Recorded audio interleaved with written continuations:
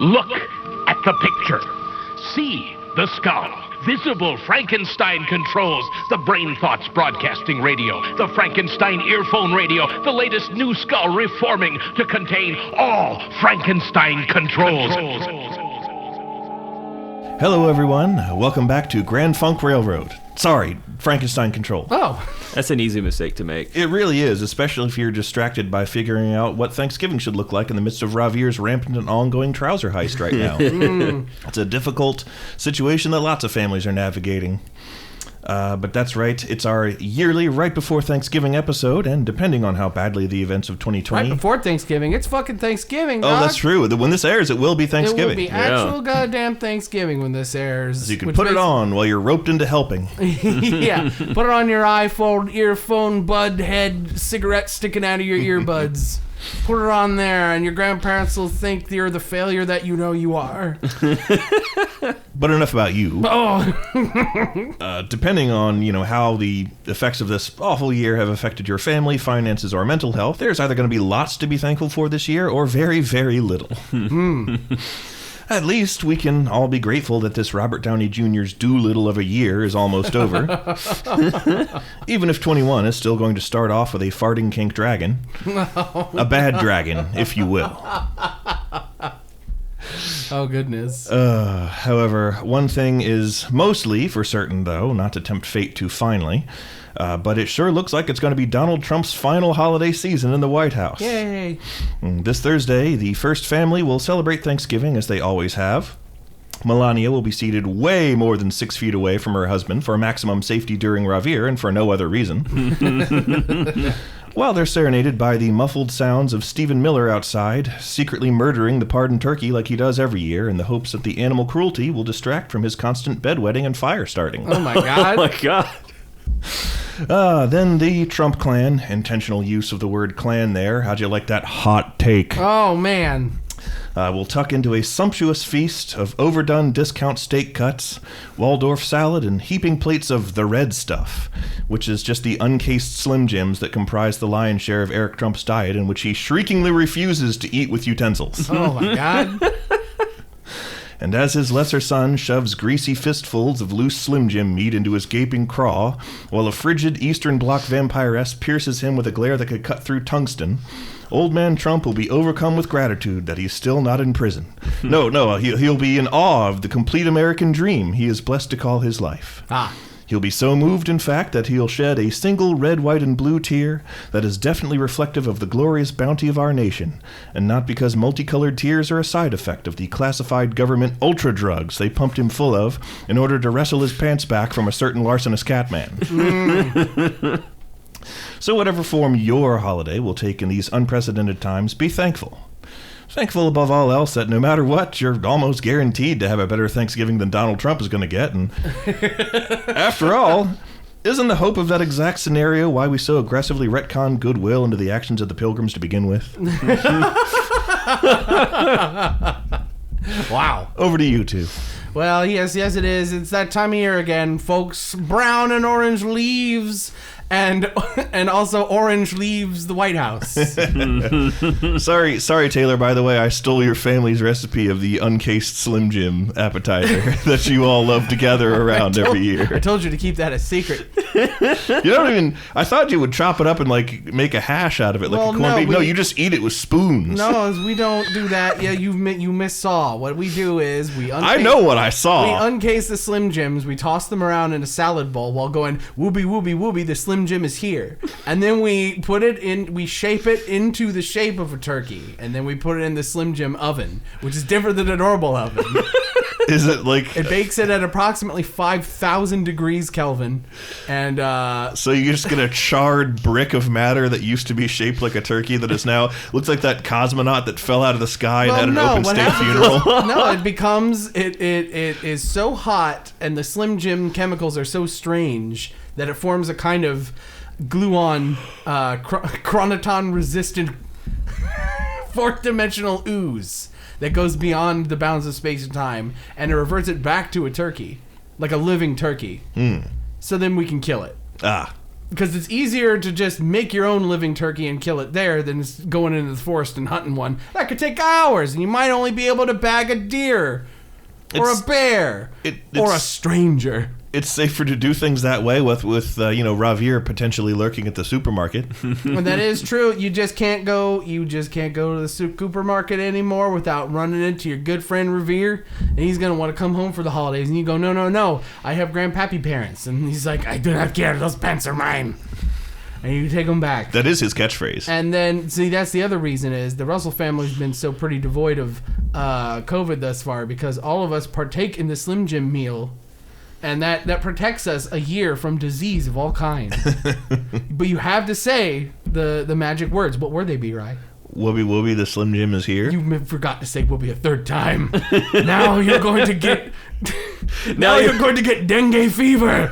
Now you'll immediately get all diseases that you've avoided this past year, all at the same time. But I haven't engaged in the ritual. That's what happens. Yeah. I just have my own ritual that every year I just lose another front in my war against oyster stuffing. And that happened again this year because now Lissa's best friend and her fiance are going to do oysters. Now, I mean, not that we're really going to go over there for Thanksgiving because of Ravir and whatnot, but now they're going to start doing it. And Lissa's dad says he already bought the fucking oysters. So I got to make my own goddamn stuffing. Just get a box of stovetop. I love stovetop, and I will. And I don't know why I'm saying that so angrily. Use less water than the recipe calls for and bake it in a baking pan. Just take the extra time. The stuffing you made was wonderful, Ada. But I'm saying if you want that Thanksgiving experience, slap that bad boy in the oven. Gotta be crispy. Gotta have that crispy top, fluffy inside. Just thinking about it. I've been on a relatively successful diet in heavy quotes, i.e. just couldn't paying attention to what the fuck I put into my ugly mouth. Yeah. And I gotta tell you, when you've been eating like a fat disgusting pig for the better part of a year, going back to eating like how a normal person who wants to be a reasonable weight should, it sucks. Yeah. It sucks a lot. Yeah. And boy oh boy, Thanksgiving's coming up to ruin all of that. Thanks, Thanksgiving. It's just one day. It's 2 days. It's just 2 days. And then there's Christmas. You don't make any progress. Well, there's a big gap between there and Christmas, at least. There's a big gap between there and Christmas, so at least there's for you that. to starve yourself. Yes. Well, I don't think I'm starving myself. A few bad days doesn't ruin your progress. That did. Just by doing that. I take it back. Look how fat I am. An entire roast leg of goat fell out of his mouth. Where do you even buy that? You got to get it farm fresh, and by that I mean I went over to where all the Richards live in Loudon, jumped the fence and stole one of their goats like a chupacabra. El Chupanibre. Our senior prank in high school, some kids stole a pig from a nearby farm and let it loose in the school. Oh my god! And that happened. Me and this Chinese kid I used to hang out with. And I mean, he was literally Chinese, like from China, and I'm not being a racist. He was a good dude. His name was Tony. He and I were walking from our art class that he had with me, and we were going through this sort of side door into this different part of the school. It was like a shortcut. We were taking across a parking lot, and all these people are like, "Don't let it out! Don't let it out!" And I see teachers and some Boulder staff grabbing hold of a pig. And I smell something horrible because the pig, freaked out at having been stolen from its home, has shat all over the school. And I was like, well, shit, I was just trying to take a shortcut to class, and then I walked in on that. This'll be surely be a lifetime memory. Yeah, see, this is why movies should never have smell-o-vision. Yeah. Because anytime a prank like that gets pulled in a 80s boner comedy or something like that, you're gonna smell pig shit. We were also, like back in the day, like we're old, but we're still like of the generation that had like school doors locked because of lockdowns, because of Columbine during school hours and all that shit. Oh, and the sniper. And the sniper. Oh, yeah, don't forget about the sniper. The DC area sniper. I always wanted to wear a T-shirt with a bullseye on it to school, and my mom wouldn't let me. Oh, my God. But where was I going with that? Oh, no, I was going to say, you may wonder how we got in and out of these doors that were supposed to be locked for these shortcuts across the parking lot. Well, FBM once demonstrated to me how he opened one of the side doors on a lunch break that we had probably taken far too longer and were supposed to be back in class but weren't. And he reached out and grabbed a stick out of the bushes and wedged it in the doorway in between the latch mechanism, and he's like, "Observe, B-Rye, how our security measures are defeated by nature's simplest tool."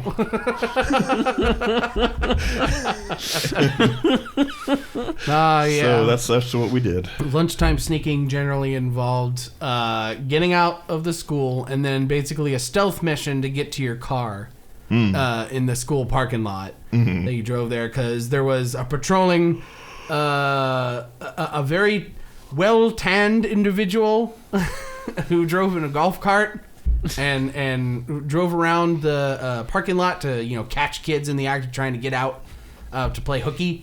Everybody called him Hawaiian Punch because he was very, very tan and he was kind of chubby. And if you got caught by him, that was that. But I thought you called him Hawaii 5-0 because he would catch you. I called him Hawaii 5-0, but nobody knew what the fuck I was talking about. Oh, because I I'm some loser who enjoys arcane references of the 80s, while other normal people move on. Every time you've described that person, that character in your life, I've always pictured Tito from Rocket Power. I've never not pictured Tito from Rocket Power when you told that story. I think he was Caucasian. But he was just very, very, very well tanned. Yeah. He had to go to like a salon or something for that. But it would be us going to the car and we'd have to go to old FFC, Fast Food Central. Ah, yes. Or to the Costco, actually. By the time that I was in college, in high school, senior in high school, Chipotle was catching on. So we would go to the Chipotle and get a burrito the size of our fucking heads. And just scarf it down quickly and then go back to school so full that you fall asleep in math class and fail for the third time. We had a teacher we definitely were not supposed to leave during school hours either, even though there was like a McDonald's right around the corner from school. Oh man, you get... And there was... B-Rye, your ass would have been 800 pounds. Well, there was... I know what you order at McDonald's. Oh, yes. And 10 you're like Jughead, you motherfucker. You order like 10 hamburgers. I'm gonna put on my stupid crown hat. You do 10 hamburgers, 15 McChickens, 2 fucking large-sized vanilla milkshakes. I don't do that anymore. I've scaled it back to 2 McDoubles and 2 McChickens because it's easier to say that fast. Even I don't eat that much when I go. And this is when I was fat. I can't believe it. I just have a really high metabolism for some reason. I guess so, man. You're like fucking Gaku from Dragon Ball Z. There's a reference character to him in the book series I'm reading. Oh my god, his name is Joe Cool. His name is Goku. His name is Akura Fury. But Akura Fury? Yeah. Is that a name he picked for himself, or is that his name? He's a member of the Akura clan, and they're all named after emotions or traits. Oh, okay. Which is, it's funny that his name is Fury because his personality is Goku, and Goku is never angry. Unless he's Super Saiyan. Yeah, unless he is Super Saiyan. He's Super Saiyan lesbian. He's generally just sort of congenial and oh, you're strong, want to fight? And that's basically this character. Yeah. Wowie zowie, what a fight this can be. Ooh! So, Taylor referenced it. I did. Our minds have been poisoned. Anytime we see Goku, we think of this, I think it was a Tumblr post originally, where it's Goku tries to break and enter into your house. ASMR.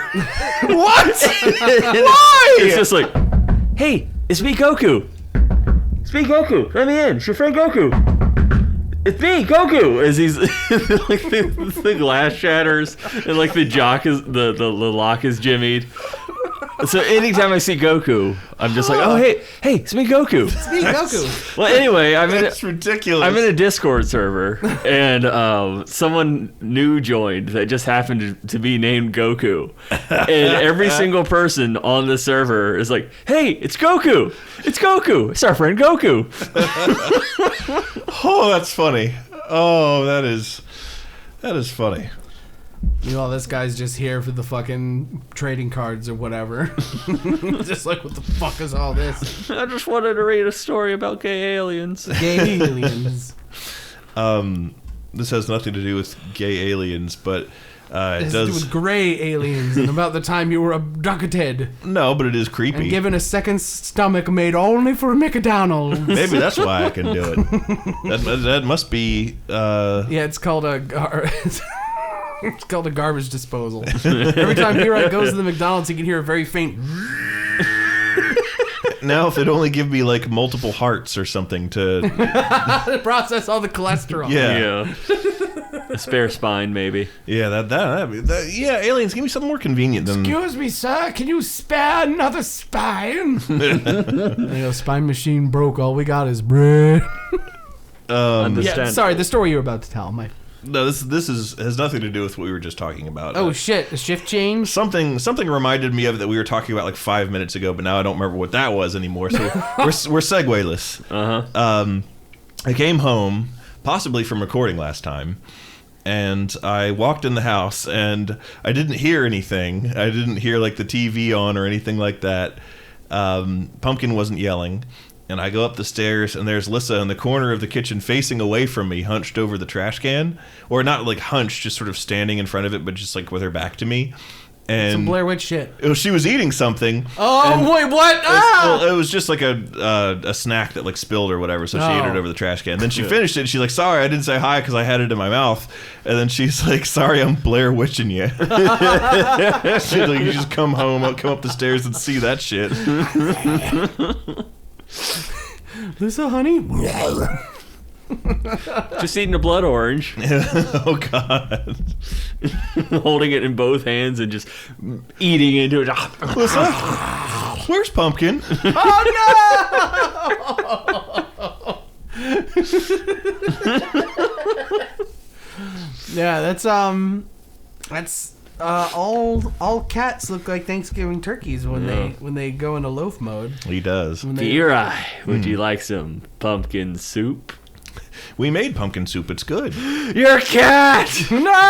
No! Oh, no. He just made soup for Pumpkin. Oh. Out of his neighbors. Oh. We, Lissa would go up to Spooky back in the day, and she'd grab her little back foot and go, chicken leg. And so now with Pumpkin, he's got a big old Ren Fair drumstick because he's such a big old boy. You call him backup. We call we call him. Well, no, there was I've told this story already, I'm sure, but there was some guy who was on Bill Maher who was like, oh yeah, he's like, you're gonna be eating your pets. I'm like, no, I'm not. Homie, I'm gonna eat you before I eat Pumpkin. Yeah, I love my cat. Fuck you. Fuck some chump. Some chump gonna get shot in the head.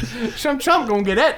Some chump gonna get dressed like a deer like fucking Ed Gein did and then was caught in the act. And that's how B-Ride and Taylor got Kuru, was because they had no qualms about eating their neighbors. You're good as long as you don't eat the brain. Quinn, if you don't want me to eat you, say something. Too bad. Wait, as long as you eat the brain? The brain is where prions are.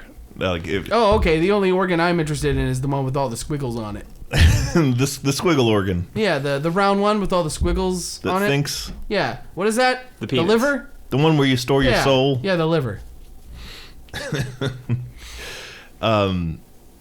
This is another abrupt, segue-less change of subject, just because I don't have anything Hello, for it. I am but segue-less. After if I don't talk about it this episode, it'll cease to be less. It'll be less topical. But after last time around, I did look up the "Why'd you spill your beans?" shit with Willem Dafoe. Oh yeah. And I'll have you know that if you go to Google and start typing in "why did," in the top 10 drop downs is "why did you spill your beans?" Yeah. That makes me happy. Enough people know about it. Yeah. That I watched the scene. They just had that scene on YouTube where Robert Pattinson spills his beans, and Willem Dafoe says, "Why'd you spill your beans, Tommy?" And I was like, Are they just trying to beat Jim Sterling to it? This movie it feels like they are aware of the Jim Sterling Willem Dafoe shit, and they're openly throwing a bone to his absurdist by just having Willem Dafoe do that and then be naked and attack him with a lighthouse thing. He's like, Willem Dafoe, he's down in the lighthouse. You don't see him. You just hear, "Why'd you spill your beans?" Then he attacks him and goes, "Blah, blah, blah, blah, blah," and a light streams out of his mouth, and he's nude. And I'm like, but not before Robert Pattinson has to dodge Willem Dafoe's spunk. Yeah, you just Ceiling spunk.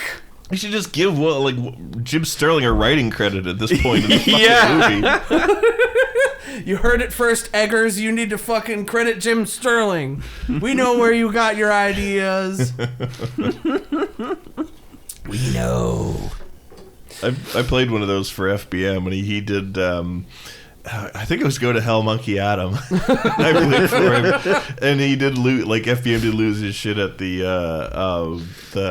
I'm out of here. I'm taking my Microsoft Megabox with me. I'm so fucking rich.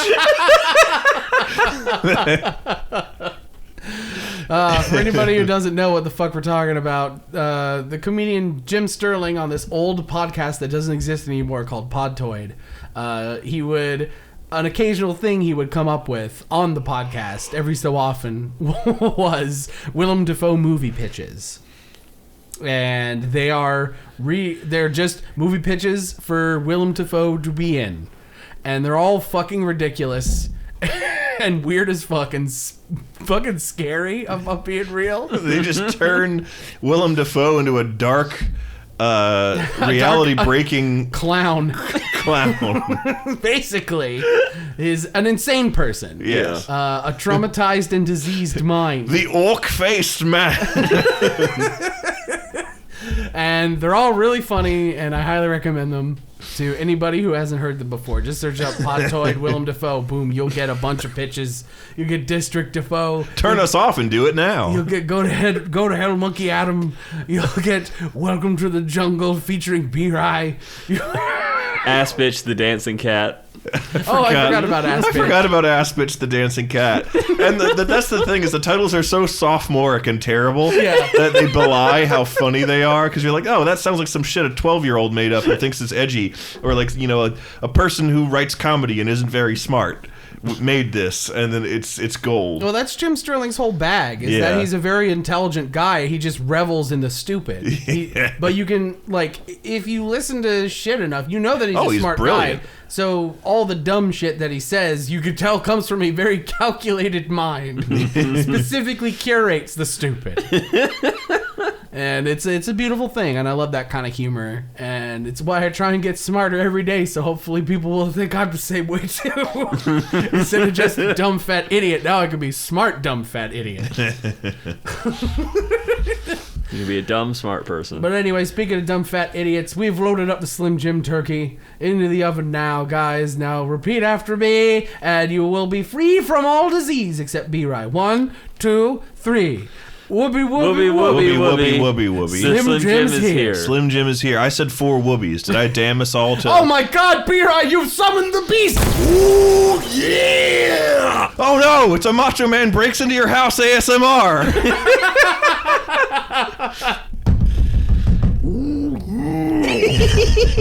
Oh yeah, yeah. It's your Paul Macho Madness. I don't don't have any cup of coffee for you. Or any cocaine. Now even you know I am a menace. I hand you the secrets to save the entire human race and the entire universe.